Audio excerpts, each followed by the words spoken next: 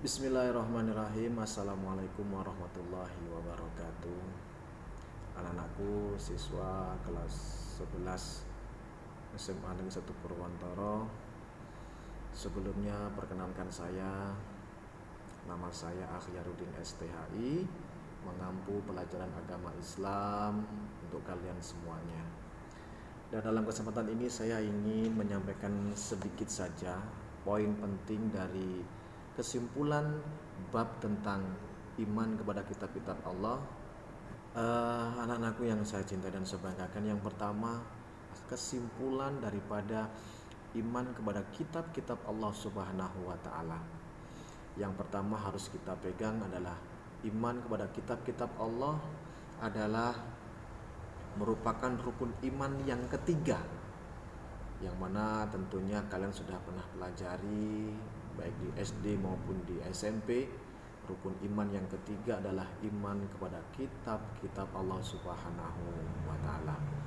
Yang kedua, pengertian iman kepada kitab-kitab Allah Subhanahu wa Ta'ala adalah meyakini dan membenarkan bahwa Allah Subhanahu wa Ta'ala telah menurunkan wahyunya kepada para rasul yang termuat dalam kitab-kitabnya, yaitu ada kitab Taurat yang diturunkan kepada Nabi Musa alaihissalam, ada kitab Zabur yang diturunkan kepada Nabi Daud alaihissalam, juga ada kitab Injil yang diturunkan kepada Nabi Isa alaihissalam, dan keempat adalah kitab yang paling agung menyempurnakan kitab-kitab sebelumnya adalah Al-Quranul Karim, yaitu yang diturunkan kepada Nabi kita, Nabi akhir zaman, yaitu beliau Nabi Muhammad Sallallahu Alaihi Wasallam. Di antara keempat kitab ini, terhadap 3 kitab sebelum Al-Quran, kita hanya diminta untuk meyakininya, mempercayainya, tidak perlu kita mengikuti syariatnya, apalagi membelinya dan sebagainya. Kalau itu kamu membeli sebagai bentuk barang rujukan dalam kamu meneliti atau kamu belajar dan sebagainya, itu dibolehkan. Tapi kalau hanya untuk pegangan dan sebagainya, tidak perlu. Tetapi yang harus menjadi keyakinan kita, dan kita pun diperintahkan oleh Rasulullah Sallallahu Alaihi Wasallam, yaitu mengikuti Al-Quranul Karim sebagai pedoman hidup kita dalam kehidupan sehari-hari. Ayo, tentunya Al-Quran. Sudahkah Anda membaca Al-Quran hari ini? Berapa kali Anda membaca Al-Fatihah dalam sehari? Nah, itu menunjukkan seberapa dekatnya kita kepada Allah Subhanahu wa Ta'ala. Maka ayo kita gerakkan diri kita di musim-musim seperti ini. Banyak kesibukan dan sebagainya, yakni kesibukan yang sangat menterlenakan karena di musim pandemi kita banyak di rumah atau malah banyak bermain.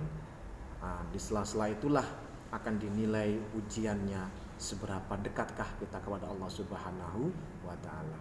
Yang ketiga, anak-anakku, yaitu isi pokok dari semua kitab Allah Subhanahu wa Ta'ala yang Allah turunkan kepada Rasulnya tadi, satu memiliki kesamaan, yaitu isinya adalah tentang masalah bertauhid dan mengesahkan Allah Subhanahu wa Ta'ala. Semua kitab mulai dari Taurat, Zabur, Injil dan Al-Quran, kesamaan daripada isinya yang pokok adalah bertauhid kepada Allah Subhanahu wa Ta'ala, mengesahkan Allah Subhanahu wa Ta'ala, yang terkenal dalam simpul dalam Al-Quran, yakni la ilaha illallah. Inilah yang disebut dengan akidah yang tidak boleh hilang dalam diri kita, karena itu adalah akarnya iman kita. Kalau akidah kita sudah luntur, maka hilanglah akidah kita di hadapan Allah Subhanahu wa Ta'ala. Dan yang keempat adalah kitab Al-Quran memiliki keistimewaan dibanding kitab yang lainnya.